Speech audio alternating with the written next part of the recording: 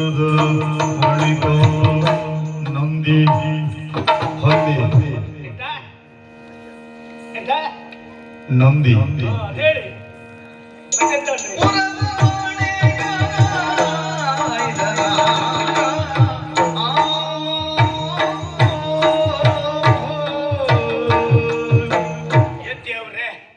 ಮನೆಯಿಂದ ಹೊರಟ್ರೆ ಸಾಕು ಶೆಟ್ಟಿ ಶೆಟ್ಟಿ ಶೆಟ್ಟಿ ಏನ್ ಇವ್ರು ಮೂಗಲ್ ಉದುರು ಬಿದ್ದವನ ನಾನು ಹಾಗೆ ಹೇಳಲಿಕ್ಕೆ ಏನ್ ಶೆಟ್ಟಿ ಅಂದ್ರೆ ಇವ್ರ ಜೀವ ಹೋಗ್ತದ ಹೌದಲ್ಲ ಮತ್ತೆ ನೊಂದಿ ನೊಂದಿ ನೊಂದಿಯೇ ಹೋಗ್ಲಿ ಹೌದಲ್ಲ ಅಯ್ಯೋ ಅಂಗಡಿ ಬಂದಾಯ್ತು ಅಮ್ಮ ತಾಯೇ ಜಗಜ್ಜನನಿ ಧನಶ್ರೀ ವಿದ್ಯಾಶ್ರೀ ಮಾಲಾಶ್ರೀ ನಮೋ ನಮ್ಮ ತಾಯೇ ನಮೋ ನಮ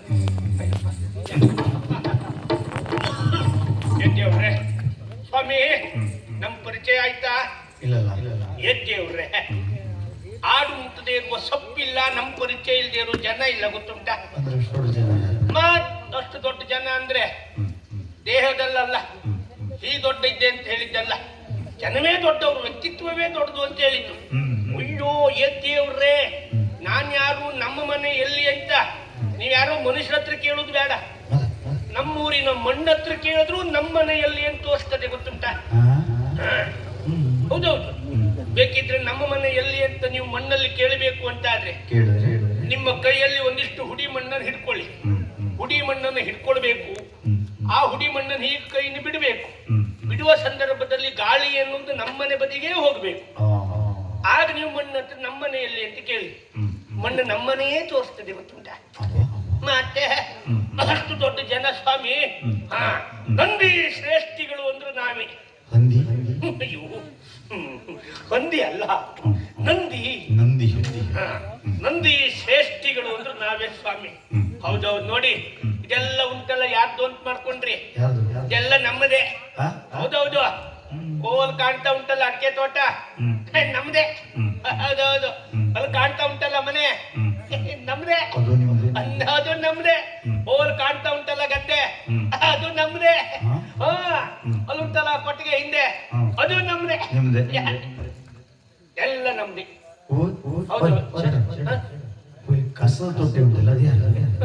ಅದು ನಮ್ದೇ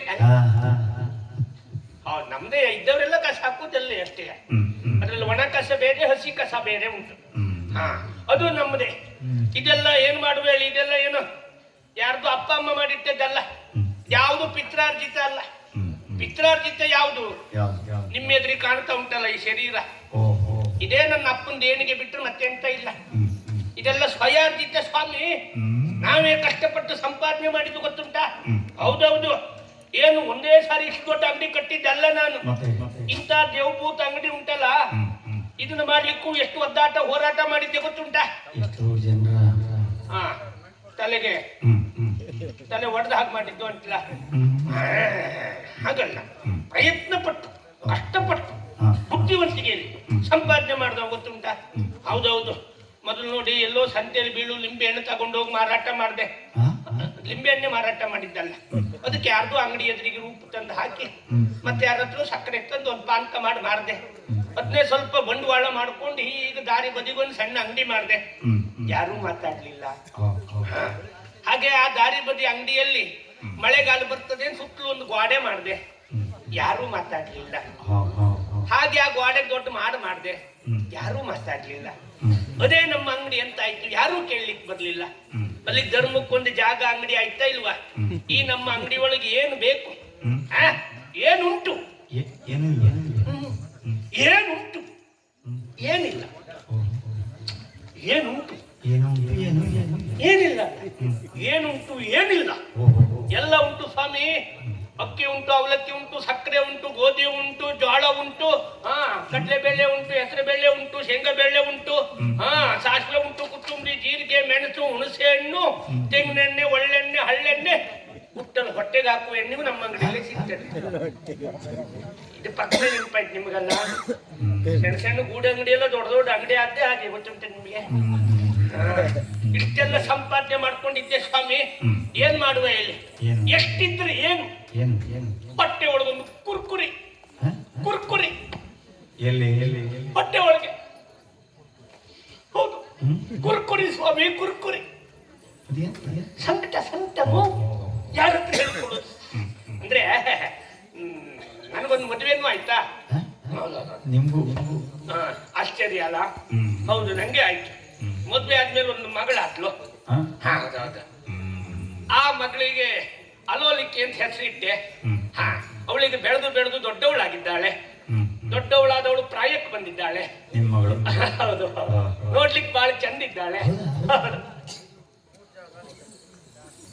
ಇಲ್ಲಿವರೆಗೆ ನಿಮ್ಗೆ ಸುದ್ದಿಲ್ಲ. ಈಗ ಮಗಳು ಚಂದಿದ್ದಾಳೆ ಅಂತ ಕೂಡ ಹೌದಾ? ಒಳ್ಳೆ ಸಣ್ಣ ನೆಗಿ ನೋಡಿ. ಆ ಬಿಳೆ ಮೀಸೆ ಕಪ್ಪು ಹಚ್ಕೊಂಡಲ್ಲಿ ನಿಮ್ಗೆ ವರ್ಷ ಆಗುದಿಲ್ಲ ಅಂತ ಗೊತ್ತಾಗ್ತದೆ.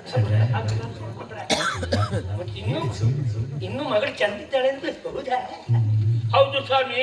ಈಗ ಅದೇ ತಲೆ ಬಿಸಿ. ಅವಳನ್ನು ಯಾರು ಕೈ ಮೇಲೆ ಇಡುದು ಅನ್ನೋ ತಲೆ ಬಿಸಿಲಿದ್ದೇನೆ, ಗೊತ್ತುಂಟಾ? ಹೌದೌದು. ಯಾರಿಗೆ ಕೊಡುದು ಅನ್ನೋ ತಲೆ ಬಿಸಿಲಿದ್ದೇನೆ ನಾನು. ಯಾಕೆಂದ್ರೆ ಖರ್ಚಾಗುದಿಲ್ವಾ?